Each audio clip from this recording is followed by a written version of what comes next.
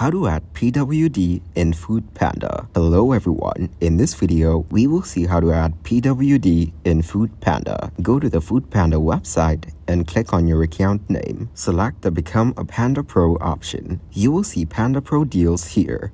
And click on Learn More to view more. Scroll down and you will see the Proceed to Apply button. Click on it and wait a few seconds to process. Click on the next arrow at the end and then agree to the given policy. Select Agree to the data privacy rights. Click on the next arrow and fill out the given form. Enter your name and email address. Select the citizen type and click the next arrow. After that, you can get the PWD in Foodpanda. Thank you guys for watching this video. Hope you got some value. Make sure to like the video and subscribe to the channel to get notified of new videos.